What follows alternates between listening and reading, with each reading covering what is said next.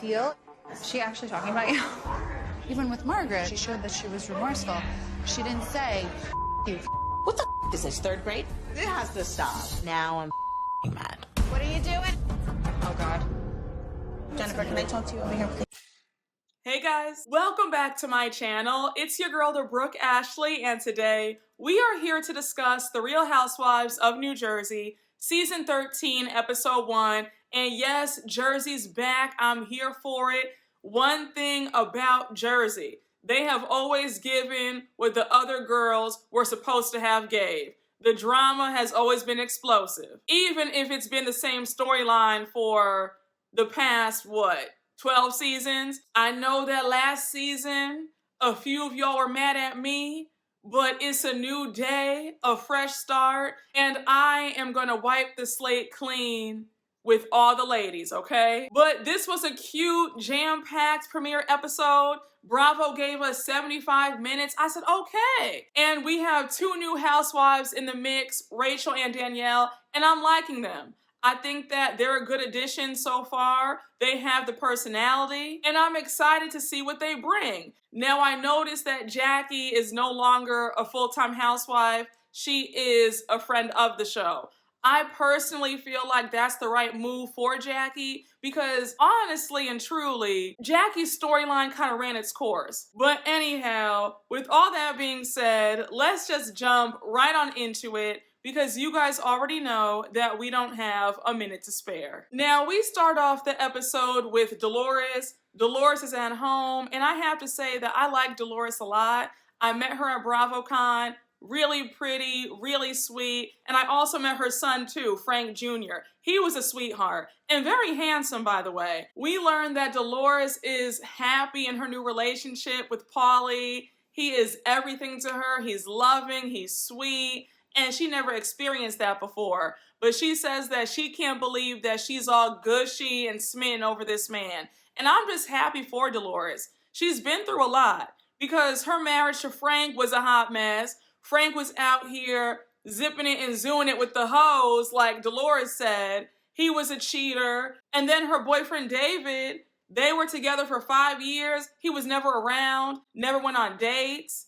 He was always busy. So it's like, I'm just so glad that she's finally with a man who wants to be there. Now, when Frank came by and he was like, Dolores, it's like I never see you anymore. And I want to get to the point where it's me, you, my girlfriend, and Paulie hanging out like a family with our kids. Like, when will that ever happen? And I was thinking, Frank, are you jealous? Because that's what it's giving. You were cheating on Dolores when you were married to her, and now you want to be possessive of her when she has a new man? You have a girlfriend, so why are you so pressed about what your ex-wife is doing? Like, I was just so irritated by that.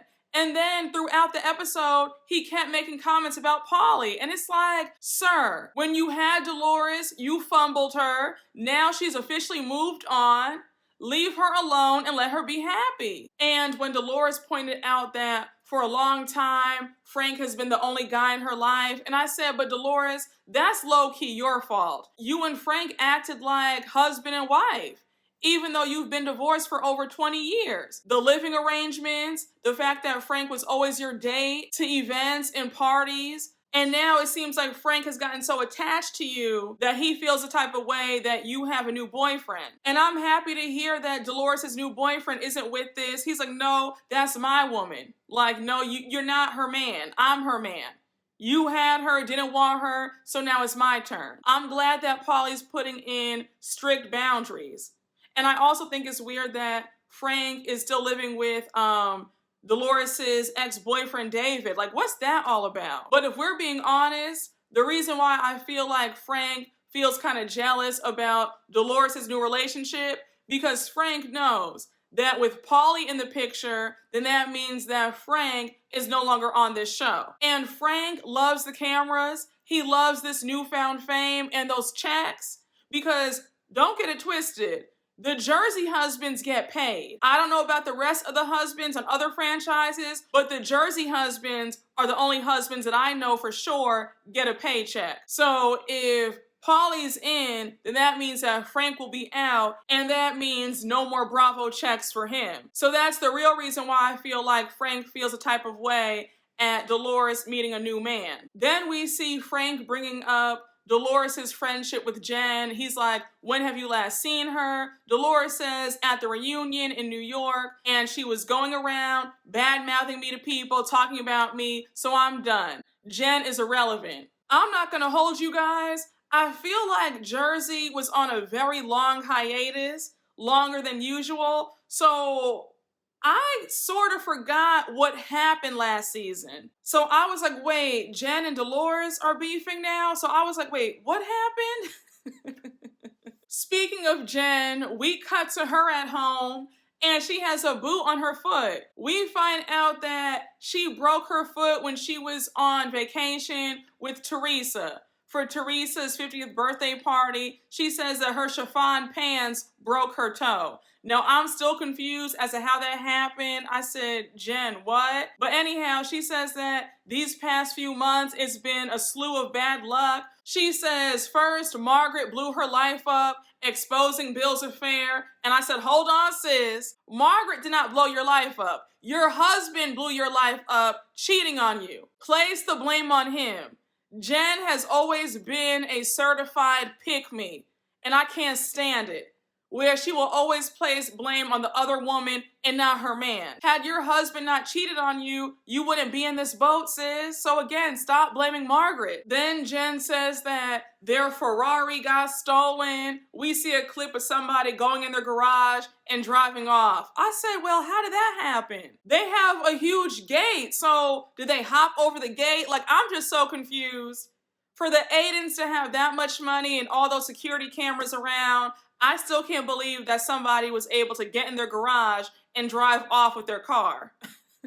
But anyhow, Jen says that somebody who's jealous of her put the evil eye on her, and she believes that it's Dolores. Now I said, girl, talk about a reach. I can assure you, Jen, that Dolores Catania is not jealous of you. And I know I promised that I would give everybody a fresh start, but Jen is already wearing me thin. Jen has always given me delusional. Jen, please stop saying that everybody's jealous of you, because they're not. But Bill's asking Jen if she plans on talking to Dolores when she sees her. Jen says no. She's upset because the last time she tried to tell Dolores how she felt, Dolores got her BFF to call her the C word. And then she goes on to say that she never thought that she'd see the day where she's closer to Melissa than she is to Dolores. Now, when we move on over to Melissa and Joe, they're in their rental, and that's no shade. But a quick side note, I am still confused as to why they wanted to move in the first place.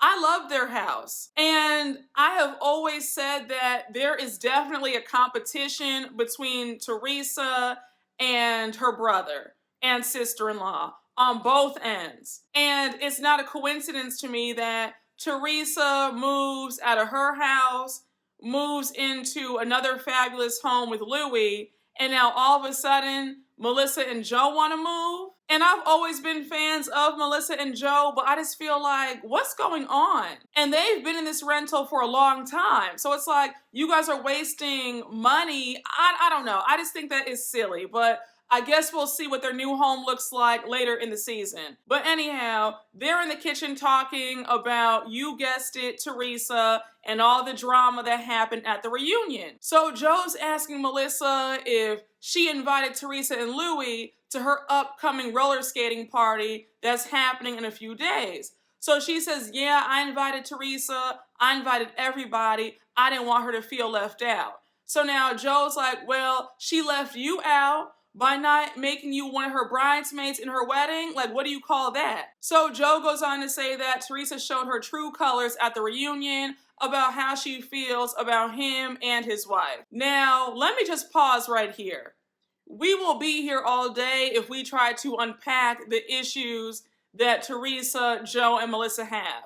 Too many to talk about. But I have to say this. As much as I enjoy Jersey and the family dynamics on the show, I am getting a bit tired and a bit bored of the same old thing. Either you guys are going to work this out with a therapist and try and be a family, or you need to go your separate ways and just end it. It is clear that there is so much hatred and jealousy and bitterness and resentment on both sides. And if you guys can't seem to come to a resolution, then just do yourselves a favor and stay away from each other. Aren't you guys tired? Don't you guys want peace? And if we're being honest, Melissa has coasted on this drama since she got on this show. Because outside of this Teresa mess, what does she really have going on? I'll wait. And again, that's no shade because I've always liked Melissa. And I know that I've said this a million times, but I just feel like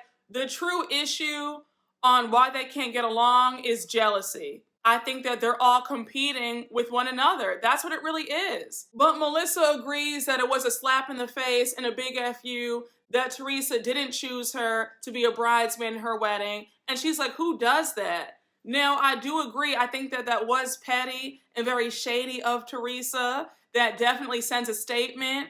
Your only sister-in-law, and you exclude her from being in your bridal party? You really think that Melissa's gonna take that well? I feel like Teresa just doesn't like the girl, never did, never has, never will. And I think that Teresa wanted Joe to marry anybody else but Melissa. It's evident that there really is some like deep-seated hate. Again, just from the outside looking in, I have always felt like Teresa has an issue with Melissa for whatever reason. We also find out that Melissa and Joe declined Teresa's invitation to go on that birthday trip. They were like, nope, not going. And I get that because I wouldn't go either.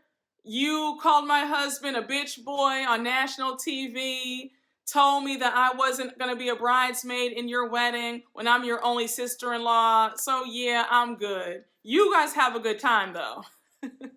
And every time I think about Teresa and Joe and their whole relationship, I wonder, is their dynamic more screwed up than Kyle, Kim, and Kathy? Come to think of it, I think that Kyle, Kim, and Kathy might have the more screwed up dynamic. Because when you think about it, their mom allegedly was pitting them against each other. And they grew up in dysfunction. Whereas with Teresa and Joe, they were close up until he got married. So I'm thinking, yeah, I think that Kyle, Kim, and Kathy might have it a bit worse than Teresa and Joe. But either way, both dynamics are all messed up. Now we jump over to Teresa at her brand new home with Louis, and she's celebrating her 50th birthday. She has Louis's family over, and I have to admit, their new home is stunning. They did that, but I'm still like, Teresa girl, the fact that you guys got married and he did not sign a prenup, I'm just praying that everything is good, but all we can do is hope. Teresa goes on to say that she just loves Louis' family. They fill the void because her parents have passed away, and with her and Joe not speaking, she feels good that she has new sisters. So then she says that Louis' mom is a therapist. They're open about their feelings, and she loves it. One thing about it, Teresa will always throw shade about how she has new sisters. I'm like, girl, you've had a sister-in-law now for what? 17 years? You still won't refer to Melissa as your sister? I thought it was sad to see that Melissa and Joe weren't there. I just said, that's a mess. When they all gathered around to eat dinner, that food looked so good. Those pizzas that Louis made, I was like, oh my gosh, my mouth was watering. Another reason why I love Jersey so much, at every single event, there will be food. And all these ladies and the husbands know how to cook. And I love Italian food. Like, Italian food is my #1. If I have any Italian subscribers watching me, please let me know down in the chat, all right? Like, holla at me. But Teresa opens up her gifts and she says that the drama between her and her brother and Melissa makes her really sad. And then she tells her girls that she hopes and prays that what she's going through, that they never experience. I love how Melania said, Mom, don't worry. We will never, ever be in that boat. We love each other. And with sisters, it's different. And I hope so. I really do think that Teresa's girls have great heads on their shoulders. And I also don't see them fighting or beefing. And I also feel like them witnessing the turmoil and the drama between their own mom and their uncle, I think that they will make sure that they're always close. When we jump to Melissa's 80s roller skating party, it's a bit tense. Teresa and Louis get there and Joe gives her the coldest hello. He's like, hey guys, you know, what's up? And then he's like, why couldn't you dress up to Louis? So Louis says that he was going to wear this Run DMC shirt, but for some reason he didn't. And he's like, okay, I guess. So Joe walks away. Teresa's pissed. She's like, why invite me and Louis if you're not going to talk to us? Truth be told, their relationship is so damaged that whatever the other one does, somebody's going to feel slighted. Teresa's saying, well, why invite us then if you're upset with us? If Melissa and Joe didn't invite you to this, you'd be angry. So it's like nobody can win here. We see Margaret and Teresa interact. Teresa gives her a hug.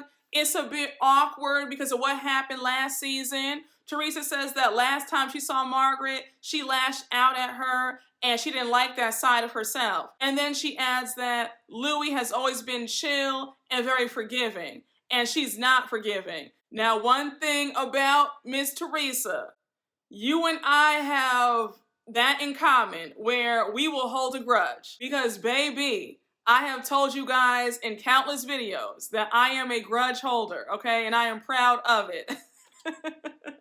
So when Teresa said that, I said, you and I have that in common because same here. Now, a quick side note. When I met Teresa at BravoCon, she was very sweet. She gave me the eye like, wait a second, I feel like I know you. Because I said, yeah, girl, I review your show. And she said, okay, I feel like I've seen you around. I said, yeah, you probably have.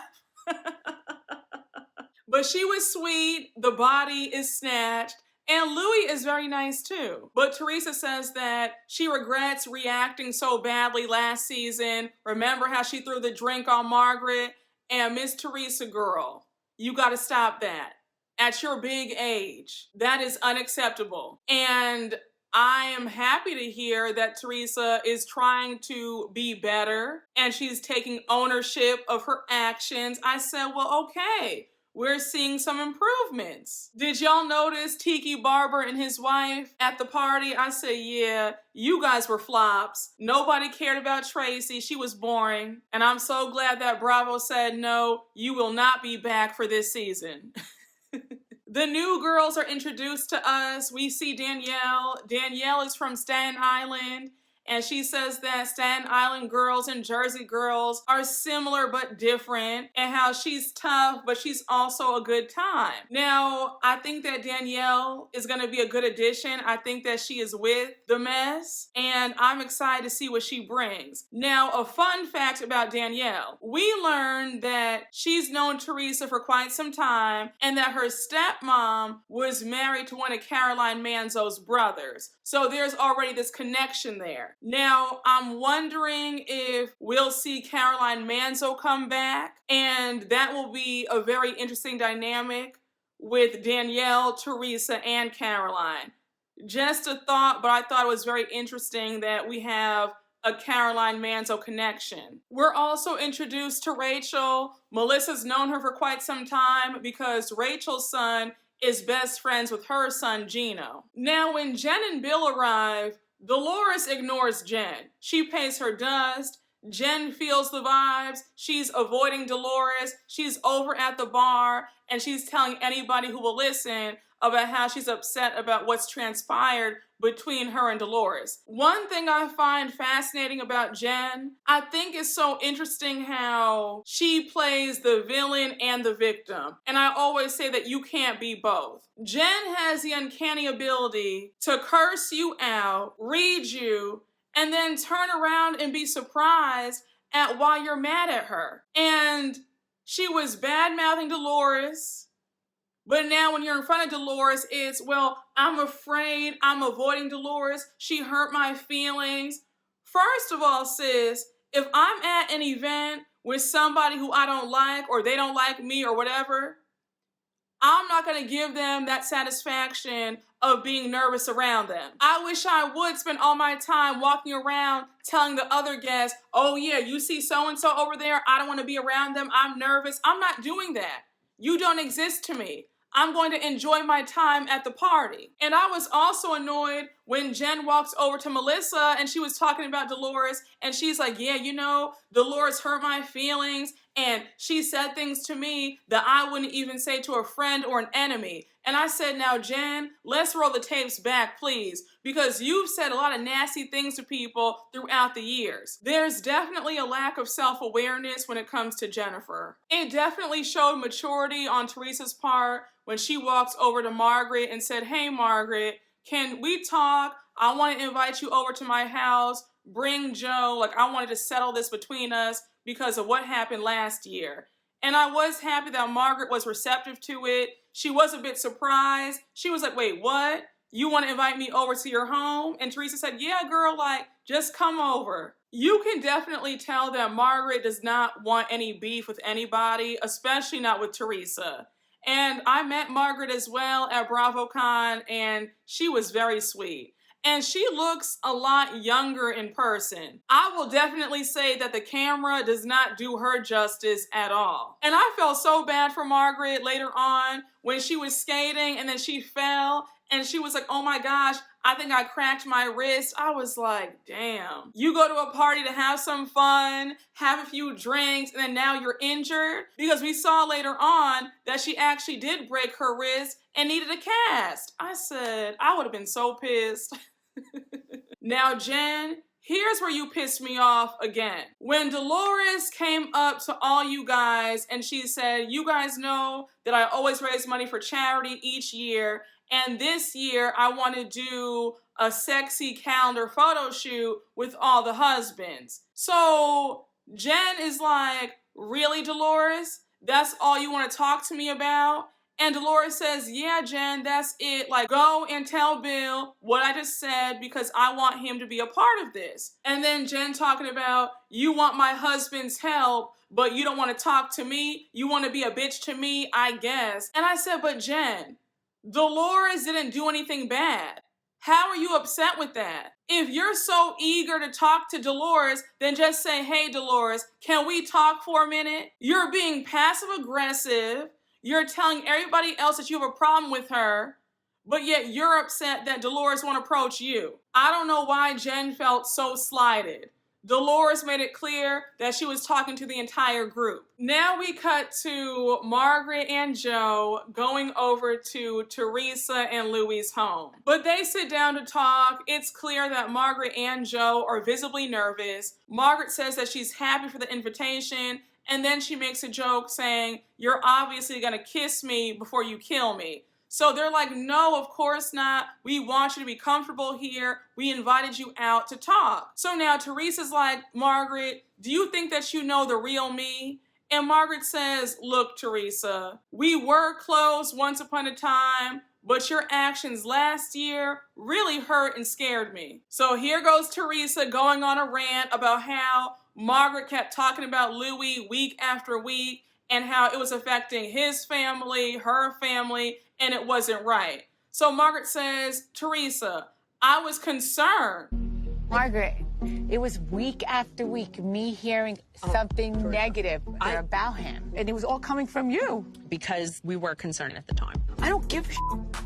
It's like, leave me alone. You're hurting our family. You're hurting his kids. Stop what you're doing. Now, let me just stop right there. Last season, a lot of you guys were debating me on this, but my stance still remains the same. I still feel like Teresa had misplaced anger because it wasn't like Margaret was just making this up out of thin air. There were a lot of stories, including that video of him on that men's retreat. So he was all over the blogs. So whether or not Margaret said anything about it, it was still out there. And if Margaret wasn't the one who brought it up to the group, I'm sure that somebody else in the group would have mentioned this. So I felt like Teresa, instead of being angry with Margaret, then just address it. And in real life, I think that your friends and family would say, hey girl, you might want to slow down, because there are reports that he did this, that, and the third to his exes.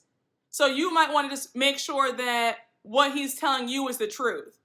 And I feel like Margaret was being a concerned friend. Now, of course, things are a bit more salacious because they're on TV, but I didn't think that Margaret did anything that was out of the ordinary. Now, when Teresa's angry, she has a tendency to cut you off, so she's not letting Margaret speak. And even Louis had to jump in and he said, Teresa, calm down, take it down a few notches. You keep cutting Margaret off, let Margaret speak. And I was here for it. I said, okay, come on, Louis. And he did it in a very respectful manner. He wasn't rude about it. He just let her know, like, babe, it's enough. Let her speak. That's why you invited her here in the first place. So Margaret reiterates that she was freaked out by Teresa's actions last year. And then she mentions that Teresa is a grudge holder. So Teresa says that she's not anymore. And I said, now, Teresa, stop, okay? Because if you're somebody who has always struggled with forgiving people, that's not changing automatically, okay? It's going to take some time to get there. So when she said, well, no, I don't hold grudges anymore, I said, Teresa, let's not tell that lie. So Margaret brings up Teresa's relationship with her sister-in-law and Joe, and Teresa blames Margaret for why she's on the outs with Joe and Melissa. So she goes on to say that Joe and Melissa should have checked Margaret when Margaret was talking about Louis. Then Teresa adds that that's the real reason why she didn't ask Melissa to be in her wedding. I said, a mess. Again, their relationship is so fractured and so damaged. I really don't know how they can turn it around. And then Teresa admitting that she was low-key testing Melissa last season when she texted her saying, hey, please stop talking about Louis, and Melissa went and read the text to everybody. Then you have Louis saying that the fact that Melissa read the text out loud to everybody is a sign of insecurity. And I was like, I think that's the wrong word. I wouldn't call that insecurity. Maybe it's being two-faced or messy, but I wouldn't call that insecurity. If I'm being honest, I really don't think that we're ever going to see Teresa, Melissa, and Joe get along. I think that they're always going to be at odds with each other. It's heartbreaking to watch that these siblings cannot get it together for anything. Now, I was pleasantly surprised that Teresa actually apologized to Margaret, because I can count on one hand the amount of times that Teresa has apologized to somebody. So the fact that she said, Margaret, I'm sorry, I said, well, come through. And then she invites Margaret and Joe to their wedding, and Margaret says, let's make a pact that we're gonna build trust and rebuild this friendship. Now, it looks like Teresa and Margaret are going to be good for the remainder of the season, but now I'm wondering how Melissa and Joe are gonna feel about this. I feel like intense family drama like this makes it really awkward to be friends with both siblings, because each sibling is going to feel slighted that you're friends with the other one. Now, it's the final scene of the episode, and it is the day of the sexy calendar photo shoot with all the husbands. Now, I thought it was funny because you had all the men all greased up. You see Jackie's husband, Evan, he's shirtless. I said, he looks good. He's very handsome, by the way, but again, I digress. But we also see Danielle's husband. We saw Rachel's husband. He was a sexy lumberjack. And Rachel said that her husband was a model and he was on one episode of Law and Order. We find out from Dolores that Frank won't be there because he's in the hospital. She says that he's not feeling well. His bowels stopped working. I was like, oh my gosh. Now, this is no shade, but I already know that Frank was upset that he had to miss the photo shoot, because we know that that man loves the cameras. Now, when Jen and Bill get there, Jen is being so immature. And I said, Jen, can you please grow up? You see Jen walking over to Danielle and she's talking about how Dolores won't talk to her. And I said, you are at another event bringing up someone not speaking to you at your big age. There's just no way that I'm wasting precious breath discussing somebody who doesn't like me at a party. I'm not doing it. Now, Margaret, when you walked over to Melissa and Joe and started talking about your visit to Teresa's and what you guys talked about and how they got brought up in conversation, I said, now sis, I like you and all, but you run your mouth too much. Margaret, I felt like it was messy of you to relay that info, especially at this charity photo shoot. And come to think of it, Margaret hasn't had a concrete storyline in quite some time either. If I'm being honest, I liked how Dolores' new boyfriend, Paulie, came to the photo shoot. She was so happy introducing them to her man. She's like, hey guys, here's Paulie. And you could just tell that Dolores is really happy because our girl deserves. She finally has a good man. So while everybody's eating and mingling, having a good time, we see Jen off to the side with Margaret's friend Jen Fessler, Danielle, and Rachel, and she is still complaining about how Dolores is ignoring her. I said, girl, if you don't pour up a glass of wine or tequila or champagne, make a plate of food, and shut up. Dolores really has you this pressed? I'll be damned if I'm walking around a party talking about, oh my gosh, she won't talk to me, she's ignoring me. Absolutely not. And Jen, for you to act like you're just so innocent, you have one of the biggest mouths on this cast because you got shady talking about, I was Dolores' biggest supporter. I kissed her ass. I mean, when she was with David for 5 years, did I ever tell her, girl, when it's 5 years, the man don't want you? No, I never said that. Jen thinks that she's a better friend than she actually is. So now Jen keeps saying that she needs to know that Dolores gives an F about her, and so she starts crying. And I was thinking, Jen, why are you crying? You were just cursing and going off on how you kissed Dolores' ass and she's disrespectful to you and not a good friend, and now you're crying? Like, I don't get it. So now Rachel pulls Dolores to the side and she's like, hey girl, I was just over there with Jen. Jen's crying about how she's upset that you're mad at her. And Dolores says, well, why is she upset? She's talking about me to everybody else except me. So that's why I'm annoyed and that's why I'm ignoring her. Now, mind you, while Dolores and Rachel are talking, you see Jen go over to Melissa and she's talking about the situation yet again and how upset she is.